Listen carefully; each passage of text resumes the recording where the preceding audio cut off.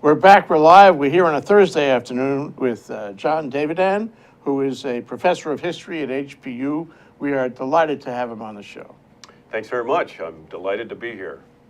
Okay, and we're going to talk about history today. Why should you be surprised? Right. We're going to talk about a conference that was conducted and an article and presentation that you made about global war in the 20th century, and that conference was in Beijing. That was here at HPU. That was here at HPU. Right here. They yes. came from China. That's correct. To be here. Yes. That's very important. Yes. Anyway, we want to talk about how the conference worked, and we want to talk about what kind of ideas were exchanged, not only in the substance, but in the effect, of how people might have changed their thinking about this. But first, John, how did you get involved in history? I love history. I was a history minor. Okay. Well, I love history too, and I think it was in 6th grade, my mother bought me a pictorial history of the Civil War, and it was over. I never went back from there. I went on to get my history degree as an undergraduate at the University of Minnesota, and then I went on and got my PhD at the same university in American and Japanese history, U.S.-Japanese relations. So it's been a lifelong passion. And the other thing about history, we have a special feeling for Minnesota. Yeah, okay. we have people in the staff here who are swear really? by Minnesota. Okay, yeah. So you're on fertile ground. Okay. The other thing about history is that it's a great way to learn. It's good for analytical skills, it's good for thinking broadly about how the world works, and it's good for thinking about how our identities are formed. So I think it's a very important field. Yeah, can we talk about that for a minute? Yeah, sure. You can't know the present, or for the future for that matter, unless you know the past. We are defined by how we got here. And thus, you've got to study that if you want to know where we are and what our potential is. Am I right? Absolutely, absolutely. I mean, history can be a very important guide for our present and our future if we allow it to be. And so, yeah, I think we are poorer if we don't understand our history. We are poorer in terms of our identity. We're poorer in terms of our politics and our governance, and in terms of our society, if we don't understand the past, so. But they say, was it George Santayana said, if we forget our history, we're doomed to repeat it. That's right, and don't you feel that in the larger sense, especially with regard to wars, it's because we forgot. We do, as a species, we tend to forget. Yeah, I mean, it's not just wars, though. I definitely wars. But it's also, for instance, the stock market. Stock market investors, John Kenneth Galbraith used to say, a big crash happens about every generation because that's about how long it takes to forget about the last one. Yeah, that's true. So wars, the stock market, all kinds of, important government decisions, these are the kind of the meat of history, and we need to learn them, and we're at peril if we don't learn them. So yeah. I remember I had a client who was a Japanese investment company, big company. Oh, okay. And in 1991 or 2, they folded up, as many Japanese companies did. Oh, and yeah, right. They sold everything at a loss and they left town. And I said to him, when are you coming back? And he said, my generation is never coming back. Yeah. We will not be able to, to forget this. Right. It'll have to be another generation who doesn't know what happened. Yeah. And I thought there was a lot of wisdom in Yeah, that. yeah, I think that's true, actually. A lot of the tourists now are younger, and there hasn't been a whole lot of Japanese investment since that time. That's right. So the other thing I wanted to ask you about, as a sort of preliminary, is the Civil War.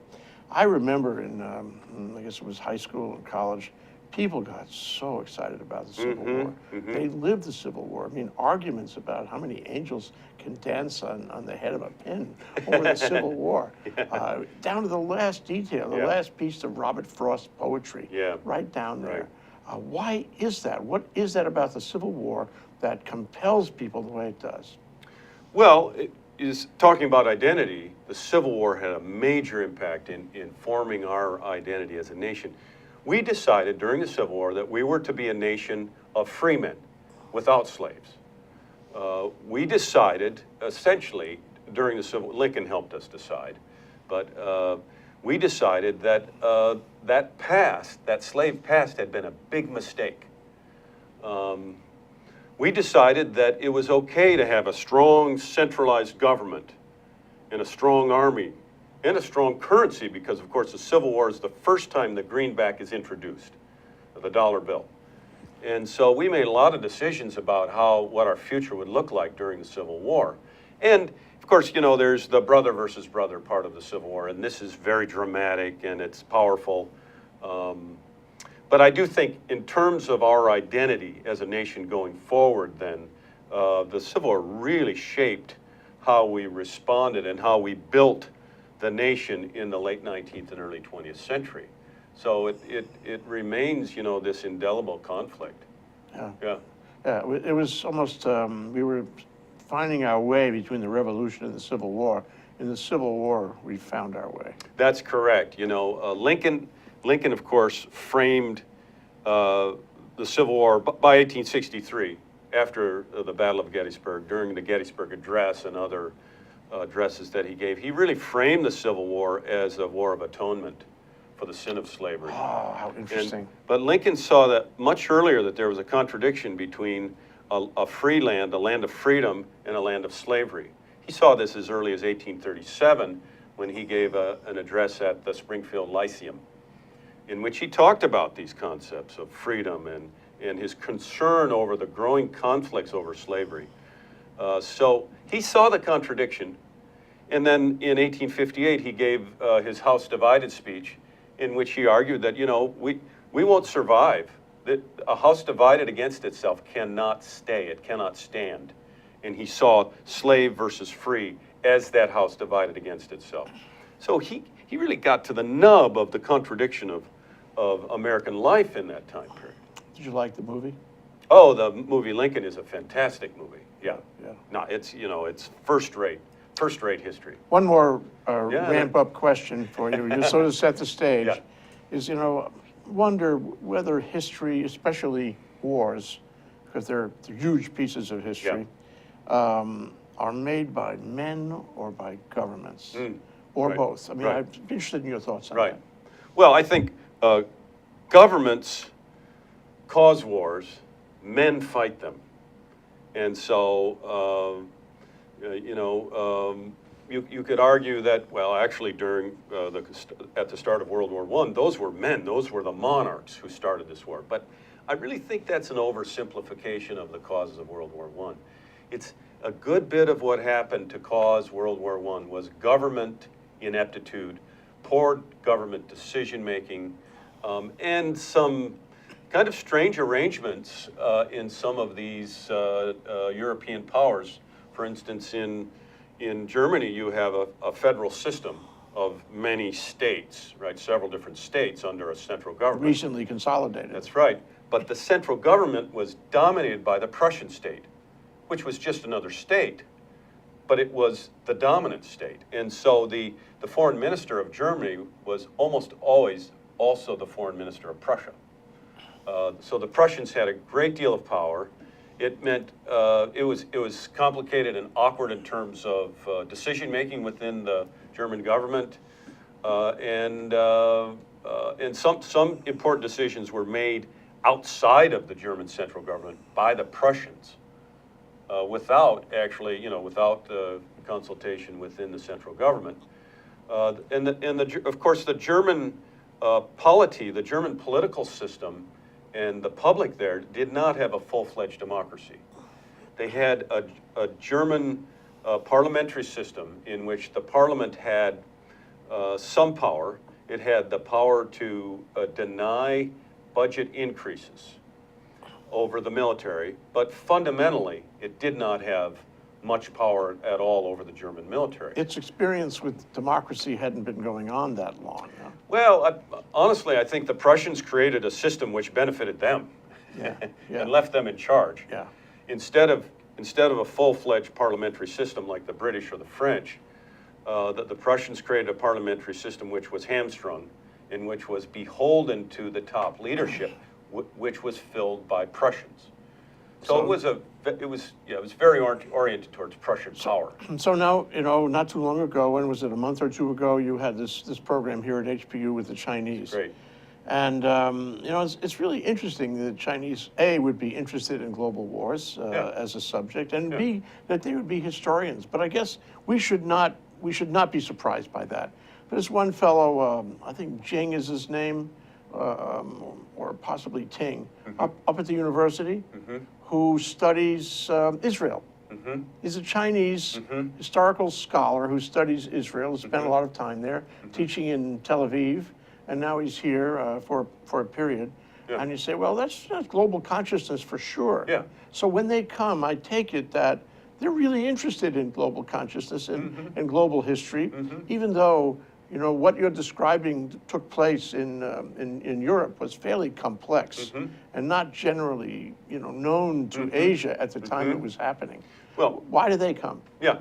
So exactly, we had a conference, Global Wars conference in January at HPU, and it was in partnership with Capital Normal University, which is our history department at HPU's partner in Beijing, and they were instrumental. Really, That's a great partnership. Really, what happened is the chair of the School of History there at Capital Normal University, I know him really well, and he came up to me and he said, let's do a conference in Hawaii, because they want to come to Hawaii.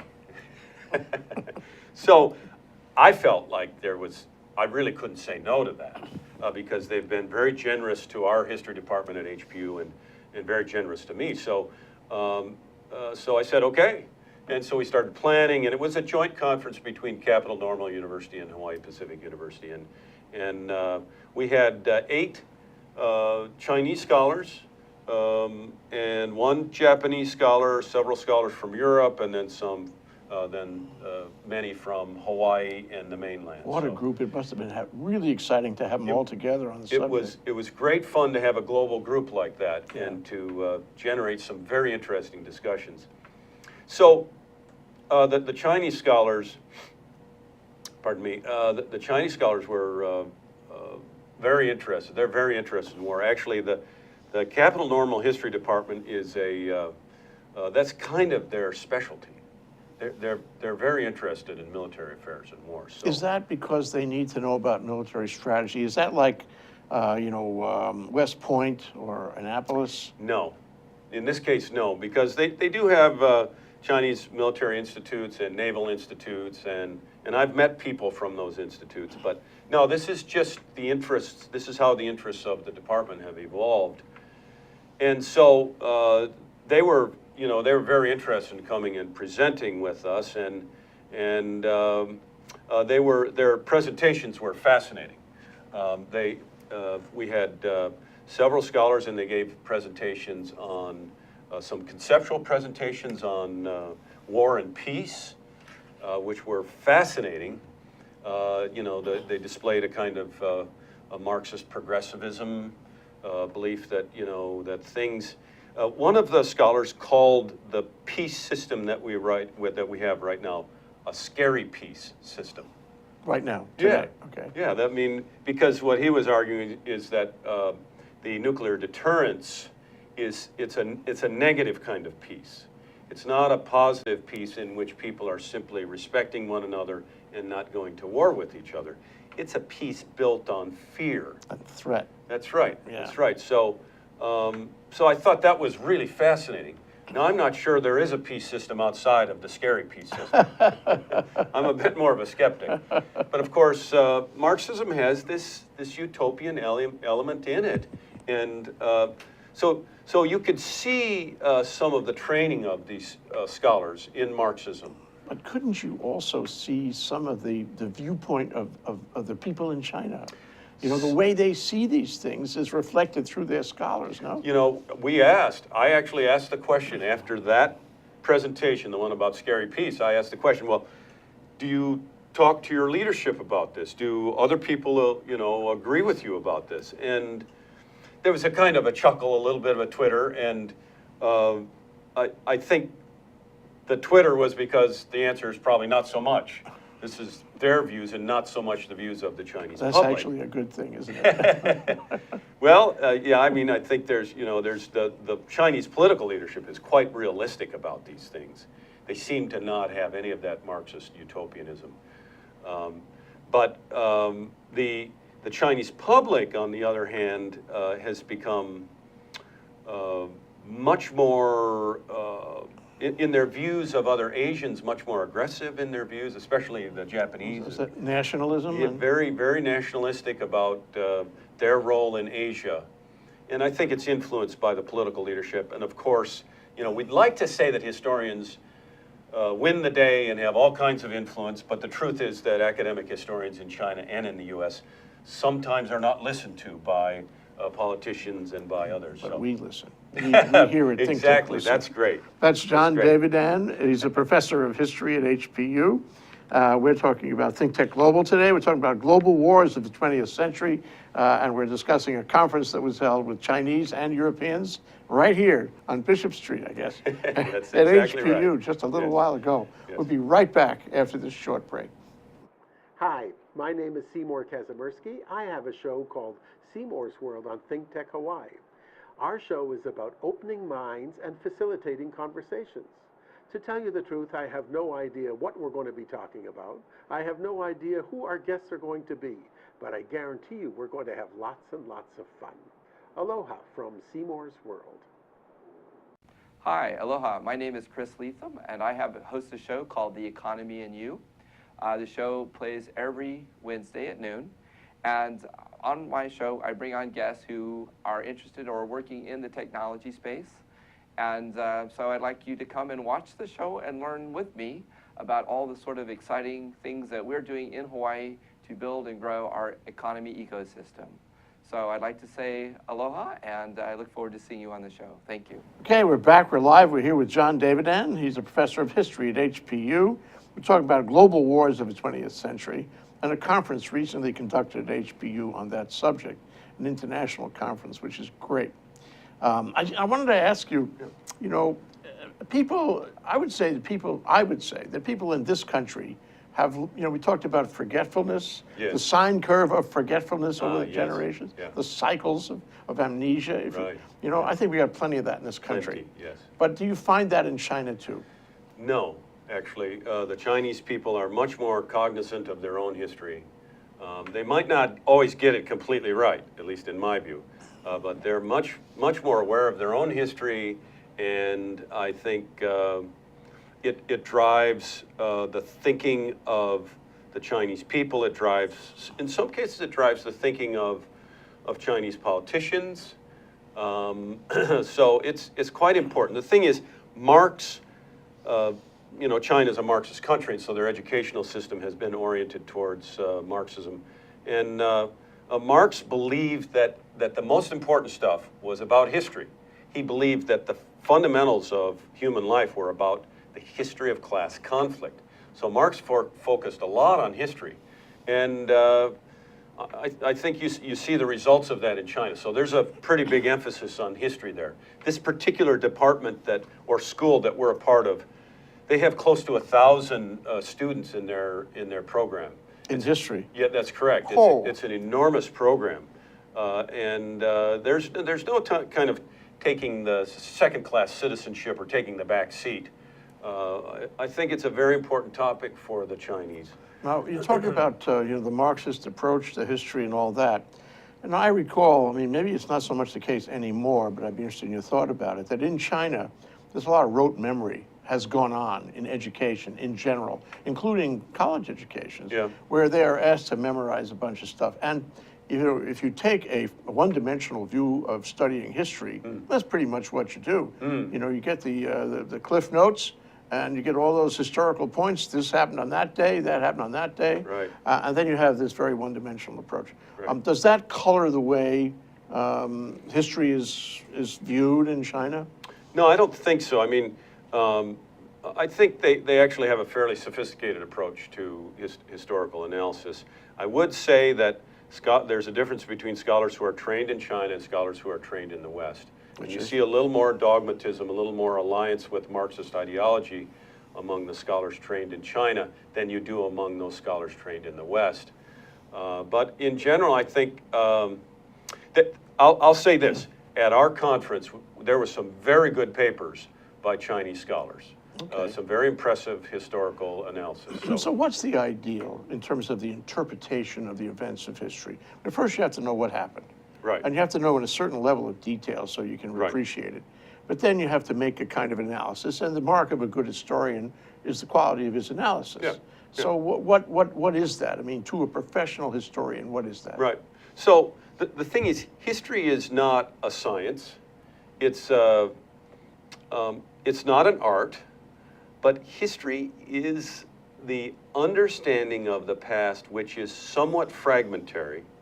I mean, we'd like to think we know everything about the Civil War or World War I, but the truth is, 100 years on, scholars are debating vociferously the causes of World War I.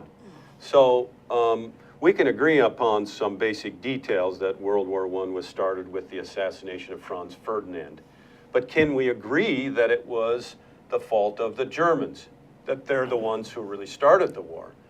I'm not sure that there is no longer any. There was sort of a consensus in the 70s and the 80s.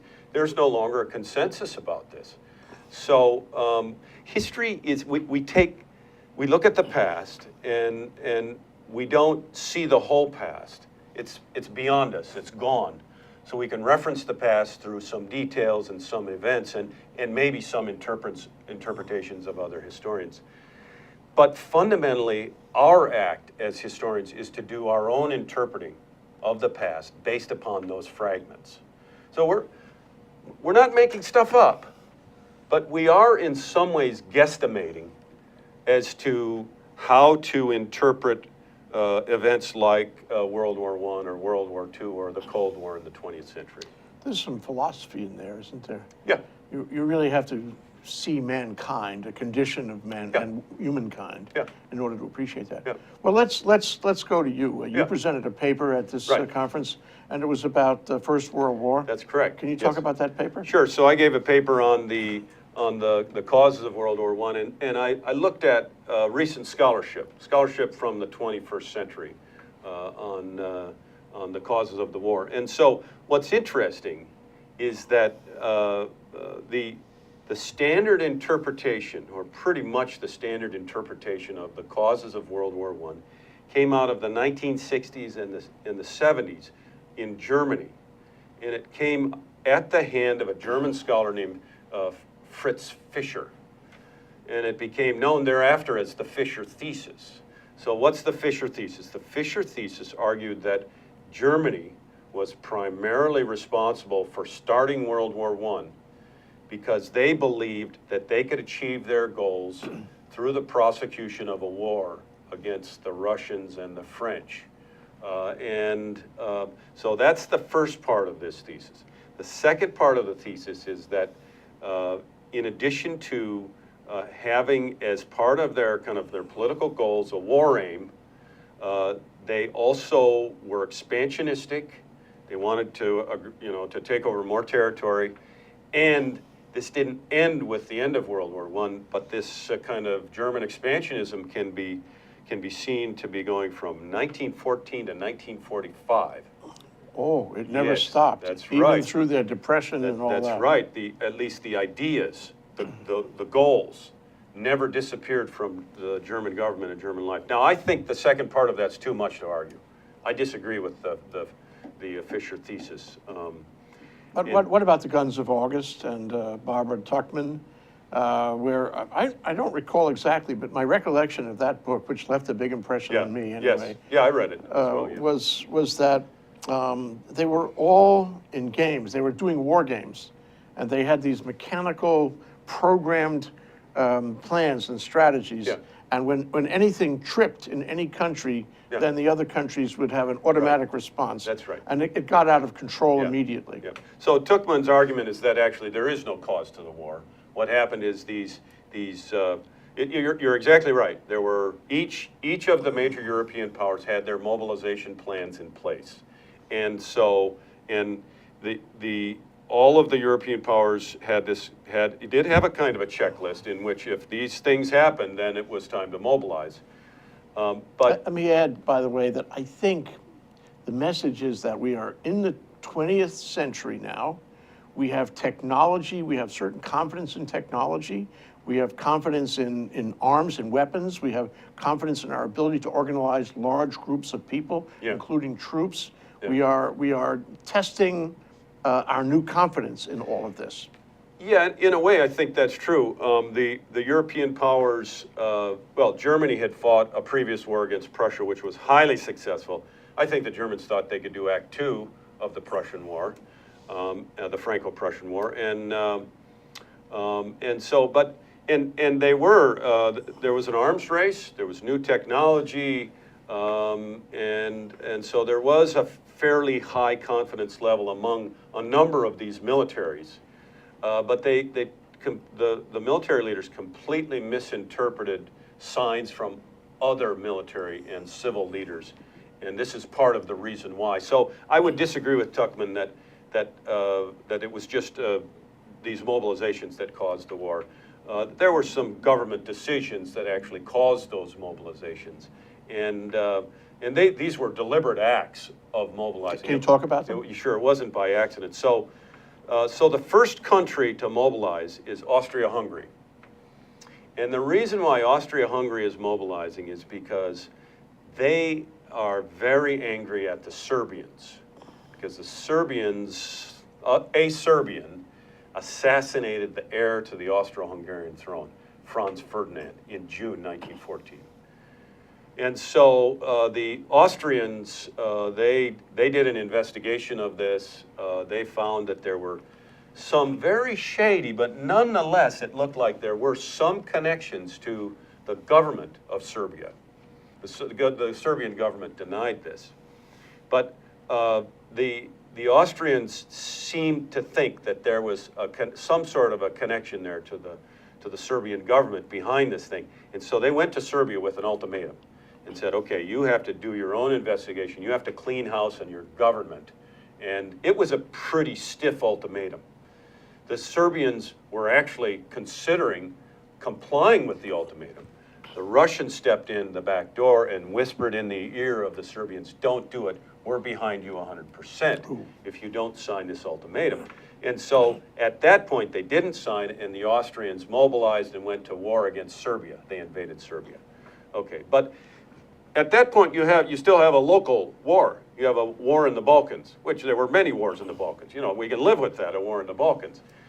But at that point, then, Russia has to consider mobilizing, because they're very close to Serbia, and they've basically given Serbia a promise that they're going to stand by Serbia in case of war.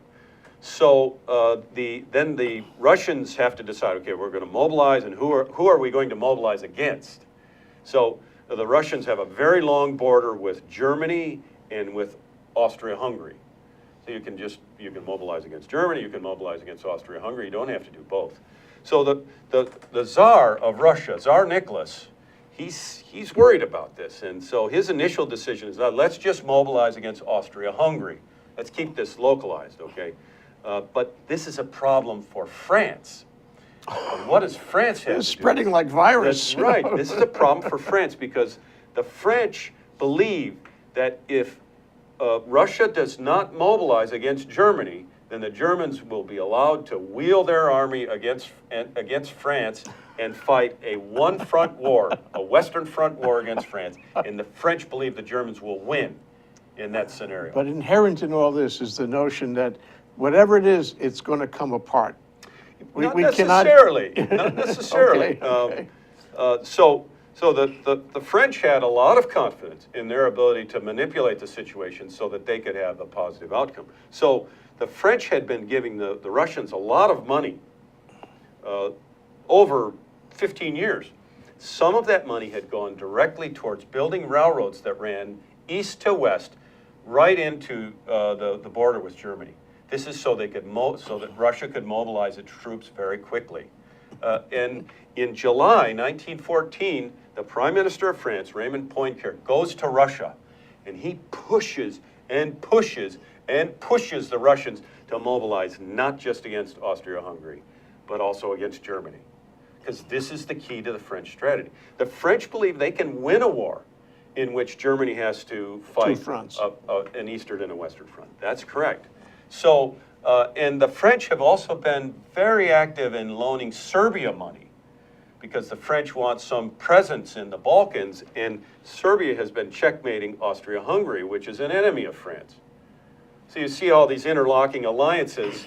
It becomes difficult to sort them out. It does sound like a chess game, actually multiple chess games. Yes. And a game in any event. Yeah. That's right. But it's humans and governments making these decisions. It's not, it's not automated. No, it's not automated like it may have been portrayed. Okay, we're going to do our automation, though. We're Okay. going to take a short break.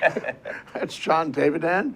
He's professor of history at HBU, and I love history. I'm going to tell you right now. I told you. This is Think Tech Global, and it's about the global wars of the 20th century, and it's talking about a conference that was recently conducted at HBU with some, Chinese visitors and also European and mainland visitors. What a conference! Oh, can you do it again? We'd like to come. We are going to do it again, only it's going to be in Beijing. Okay. Yeah. This summer we're going to Beijing and we'll go to a conference. So hold that thought. We'll be right back. Aloha, I'm Kili'i Akina, president of the Grassroot Institute and host on Ehana Kako, a weekly program on the Think Tech Hawaii broadcast network. Ehana Kako means let's work together. Think of the sad alternative, let's not work together. Here in Hawaii, with all of our diversity and the richness of the people, it's important for us to come together around issues on the basis of what's right and what's good and what's going to serve the common good. And that's what we try to do at Ehana Kako. Every week we interview movers and shakers, people in government, business, and other sectors of society to talk about how to create together a better government, economy, a better world here in Hawaii that can bless the rest of the world. I thank you for your attention to Think Tech Hawaii, and we look forward to seeing you every Monday, 2 to 3 p.m. on the Think Tech Hawaii Broadcast Network. We're Ehana Kako, and we wish you well. Aloha. Okay, we're back. We're live. We're here on Think Tech with John Davidann, who is a professor of history at HBU, talking about global wars of the 20th century. So it sounds like, you had a number of people delivering papers. Not all the papers were on exactly the same path and exactly the same interpretation of events. Right. World War I, it started with World War I, and then you went to World War II also. Correct, yes, yeah.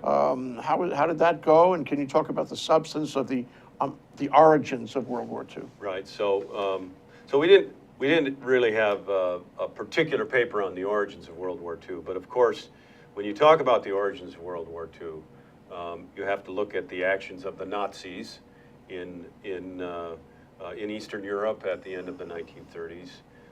But you also have to look at the inaction of the Americans. In this case, it's the Americans who sit out, and the other European powers who don't show a strong enough face to Hitler, pardon me, in 1938, when Hitler actually invades a part of Czechoslovakia, and then the Munich Conference takes place in September 1938, and at the Munich Conference in September 1938, the Americans are not present. President Roosevelt sends a letter, and basically the letter says, "We want no part of this." He got a part later. Yeah, so the Americans sat it out. It was the official policy of the United States to be neutral. Okay, that was the official policy passed by Congress. But the European powers could have at that point said, okay, this is enough. There's some very dangerous things going on. Hitler had become quite expansionistic. He had done a kind of forced Anschluss with Austria, and then the takeover of parts of Czechoslovakia. And so but the Western powers were very soft on this. Yeah, They wanted an agreement with Hitler. And there's an important question here. The question is, why were they so soft on Hitler in 1938? Yes. And the answer to that is that Hitler was tough on communists. In 1938, Hitler had taken his SS troops to the streets, and he had rooted out Marxists and socialists within Germany. And also, Hitler stood as a kind of barrier between Soviet Marxism and Western Europe. All of the Western democracies had, in their major cities, had very large socialist parties. There was a great deal of concern in the 1930s that the socialist parties would actually win elections and become much more dangerous. Including here. Yes, yes. I mean, if there wasn't really a threat in terms of winning an election, but the Communist Party did grow in the United States in the 1930s.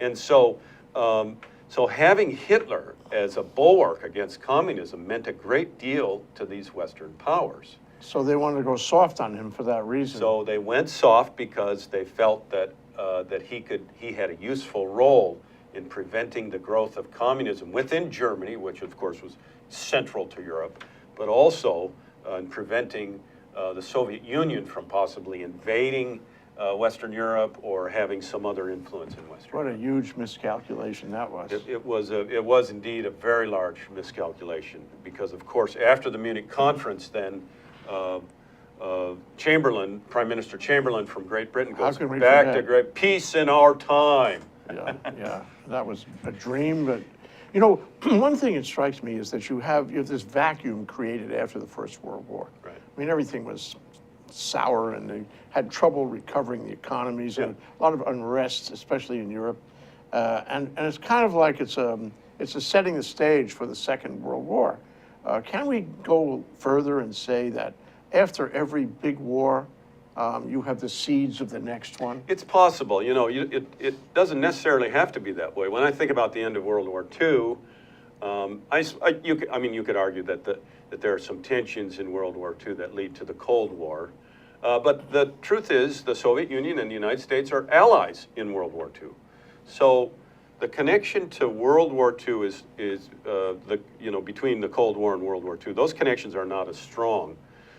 After World War I, though, you do have some very clear issues that most scholars interpret this as pushing Germany towards war in the 1930s. And of course, prime among these is the war guilt cause of the Versailles Treaty. We made them eat dirt. That's correct. We forced the Germans to agree that they had caused World War I, which brings us back to the causes of World War I in that Fritz Fisher interpretation. It's not that clear. You could make an argument that the French actually were pushing for war because they had to have a two-front war. You could make an argument that the Russians were pushing for war because the Russian army was large and the Russians were gaining in power, and they wanted, after the humiliation of the Russo-Japanese War, in which they lost to the Japanese, they wanted to regain their stature in Europe. So, and you can see some players in the German government who are actually arguing for peace in July 1914. So, did Germany cause World War I? Well, Fritz Fisher said yes, but I say it's not that clear. Therefore, at the end of the war, should have Germany been blamed for World War I?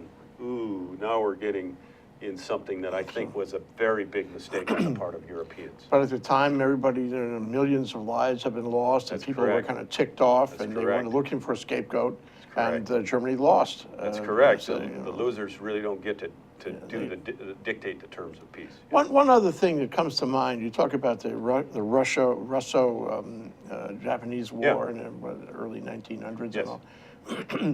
World War I, they call it a world war, Yeah. but it wasn't really as big a world war as, say, World War II No, was. it wasn't as big as World War II, but it was a world war. There was fighting in East Asia.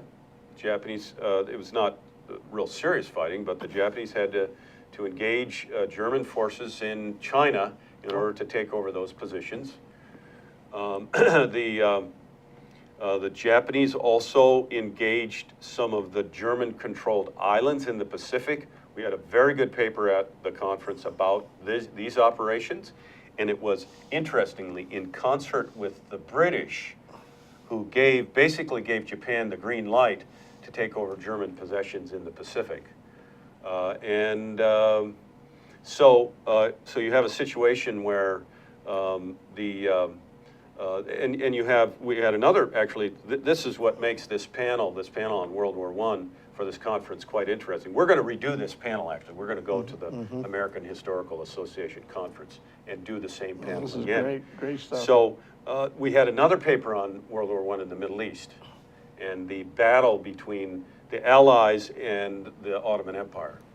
You've heard of Gallipoli, Sure. yeah. And Sure, Australia, the movie and all that. That's correct, that's correct. And so it was kind of a social historical analysis of that battle between the Ottomans and the Australians. And so that was fascinating as well. So it is a global war, and it has global ramifications. Yeah. Well, you know, I'm just wondering also, you had Europeans at your HBU conference. That's true, right. And how did they play into this whole discussion toward the Chinese and Asia? Are they more sophisticated? Do they have some sort of feeling that because they were, at least their forefathers were there in Europe, they know more about it? No, actually, I think they probably are a little embarrassed about it. Really? because their forefathers screwed up so badly.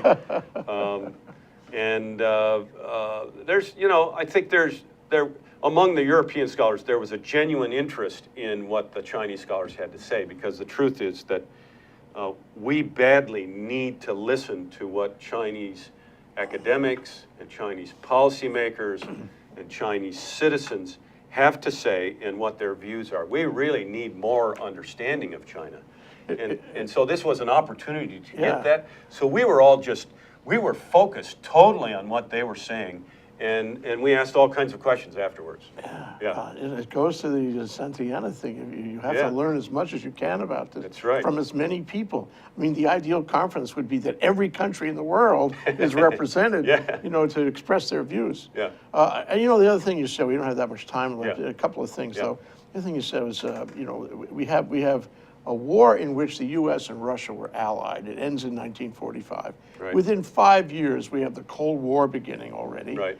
What happened? Why did that deteriorate that way? What kind of vacuum, again, was created so that we were at odds with them so quickly? Well, the thing about the end of World War II is that the Americans occupied Germany and they occupied Japan.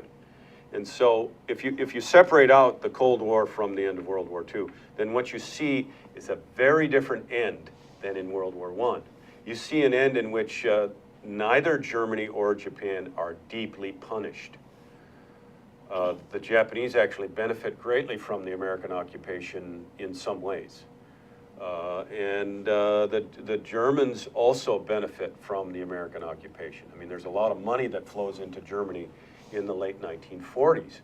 And we really stand up both of those economies. So, you know, I'm not saying the Americans are perfect, but the Americans took a very different approach than did the European powers at the end of World War I. That's one thing.